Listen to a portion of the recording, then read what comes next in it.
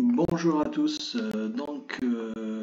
je vais vous montrer comment utiliser le variateur de vitesse avec le potentiomètre. Donc au lieu de passer par les boutons pour gérer les différentes fréquences et du coup les différentes vitesses de rotation, on va utiliser le potentiomètre.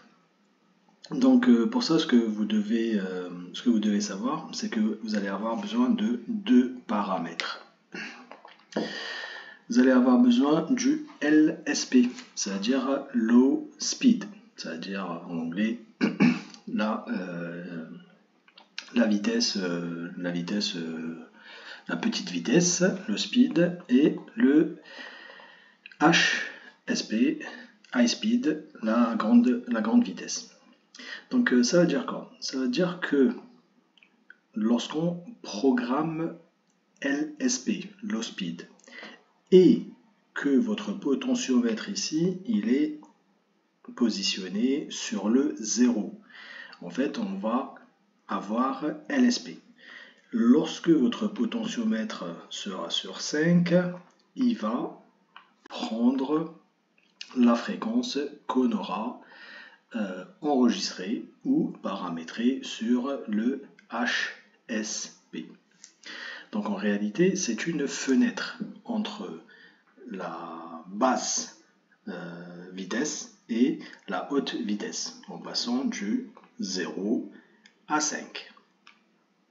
J'espère que vous avez bien compris. Donc lorsque je suis à 0, j'aurai LSP. Lorsque je suis à 5, j'aurai HSP.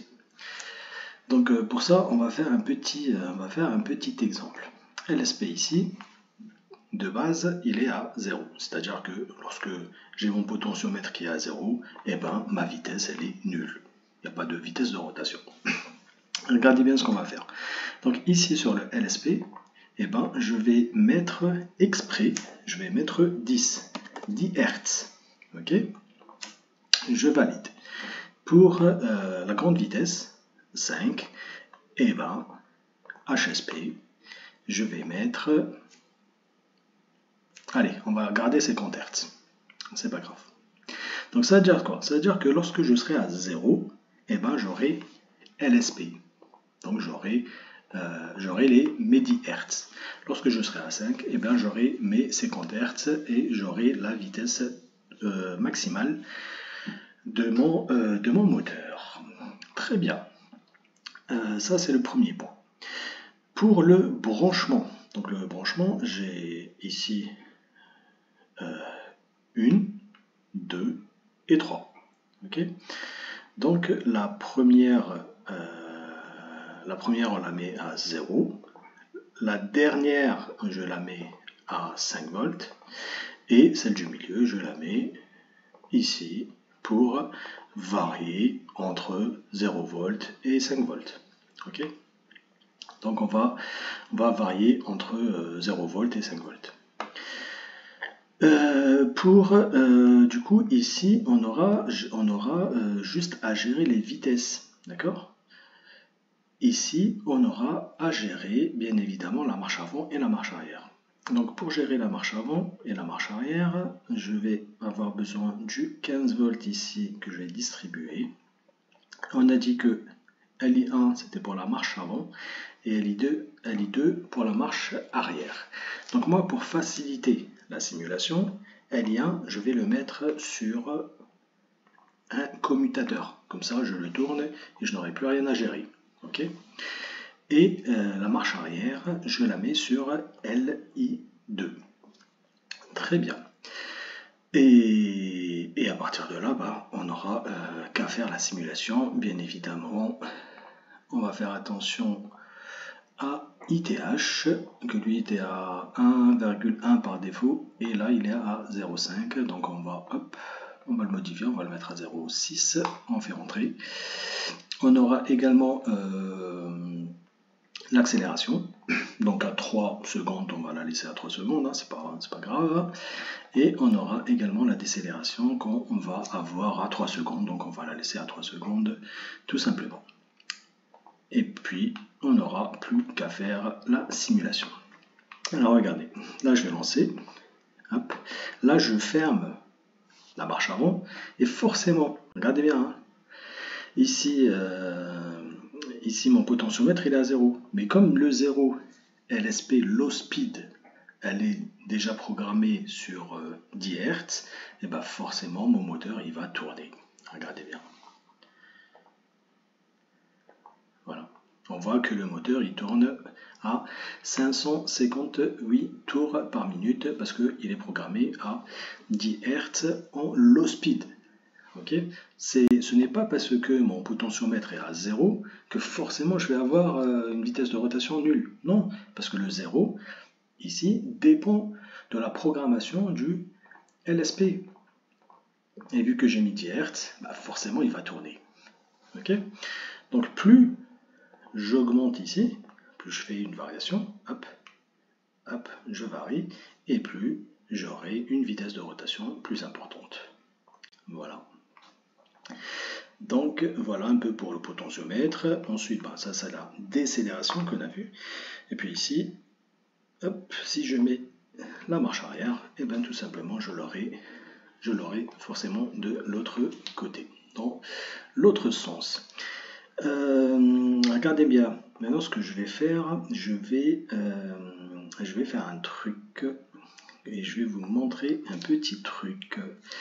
Alors, on a parlé sur les leçons précédentes, on a parlé de la puissance du variateur et la puissance du moteur. Donc ici, j'ai un moteur de 0,18 kW. Et ici, j'ai un variateur de 0,18 kW. Ok ? Donc, ce que je vais faire, c'est que, dans un premier temps, je vais prendre un variateur plus puissant. Donc, un variateur qui sera plus puissant que le moteur.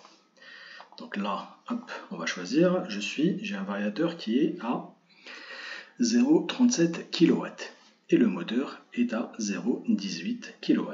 Donc je fais la simulation, vous allez voir que ça va marcher parce que le variateur il est plus puissant que le moteur et c'est le variateur qui fait tourner le moteur. Donc forcément ça va marcher. Hop, je lance la simulation ici. Hop, hop, hop. Il y a un petit truc. Alors, est-ce que ça n'a pas changé? Ah oui, comme j'ai changé le variateur, finalement, ça, le paramétrage s'est mis en défaut, par défaut à 0. Donc là, il faut refaire le paramétrage. Sinon, on va laisser comme ça, hein, c'est juste pour le test. Regardez. Hop, et je fais une variation. Donc là, j'ai une variation entre 0 qui est à 0 Hz et 5 qui est à 50 Hz. Donc on voit que là, voilà, il tourne tranquille, il n'y a pas de souci. On va couper et puis derrière, on va remettre dans l'autre sens, marche avant, marche arrière.